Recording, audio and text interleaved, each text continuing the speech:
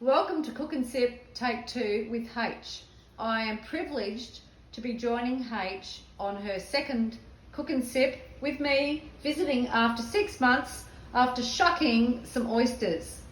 Now, tonight, we're going to be gutting some whiting. Take it away, H. Well, the thing about when ladies go fishing, usually we don't like to gut or scale the fish. Usually give it over to the husband. But in these days, and I apologise for all the ladies that I know who are very highly qualified, that you already know what to do, but for a lot of people, they don't know how to scale or gut a fish. We have a beautiful little selection of whiting that we caught today at a secret location. Shh, don't tell Hang anyone, on. H. That's our secret. Before I do anything, tribute to my friends in New York State, Clayton, and Mum, of course. Thanks to Maz for the beautiful angel, and my great-grandmother's conch shell. Mr. Pullinger, his swordfish things that we got from him, and that's from the Bahamas when I was there when I was 40, and a token pineapple growing in the glass there. And a little So what are you sip. doing now, H? But besides having a sip? Okay, so you get your fish. What the thing is about me is I like to eat whole fish. I don't like to have lots of fillets. I like to keep them whole and cook them whole, and I know that's not fancied by very many people, but I actually think a lot of the flavour remains in the cheeks of the fish. That's a really good size little whiting there. Do fish have cheeks? And I like to actually eat the crispy tail. So the first thing you do, I usually just run the water over them. Now most people would do this outside, but I'm not. You're a lady, you do it inside. Down here. Down here.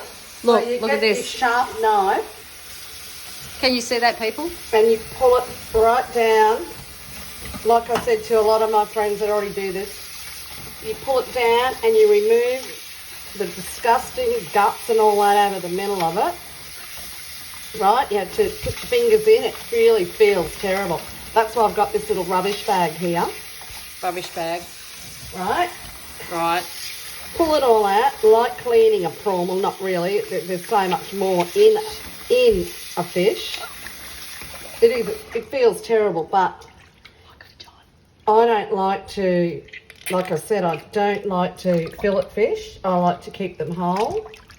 You And you like to do it when they're dead, not when they're alive. And you got a lot of stuff floating around in the water there, which I'll show you a tip in a minute. Right, so far I've got out all the guts, and I'll put what I can into the bag there. Most people do this where they are when they're fishing. Right? Have a sip, H, and eat one. Oh, can I have one too? Well, go on, have a sip. Cheers. Make sure everything's out of there, so you really got to get inside there. Like I said, I know a lot of people that I'm not teaching them anything. Then when you're scaling a fish, you know, you can get all the fancy gear, but I just use a fork, and you pull it, you actually tear the scales off reverse. So if a fish has its scales facing that way, you get your fork under the water. If you put it under the water, the scales will not flick up into your face, and that's not a good look for modern women with, you know, scales. I would have through never their... known you could scale with a fork, H. Yeah, well, that's right. And you get right up to the head there and make sure all the scales are gone. And fork it off. There we go. Still a few there, but that's a good easy way. And then I just give it a quick rinse. Another sip. Another sip. Cheers. Now, into that container there. Now, to clean the sink, see how it's all mucky? Have a look. Down there. Oh, that's disgusting. So what you do is you get one of these little strainers and a you strainer? just pop it in, and that catches all the disgusting bits and pieces. Love it.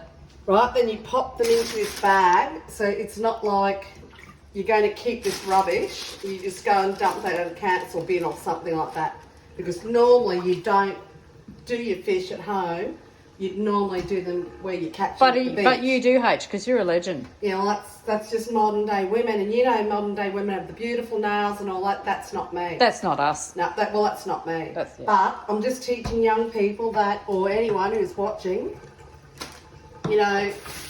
Women can do it for themselves. Yep, and I've got this little lovely spoon holder here that I'll put the fork scaler on. Okay, so that's it. Look at that. Ready to batter and fry. And we'll be next for part 2. Cheers. Cheers.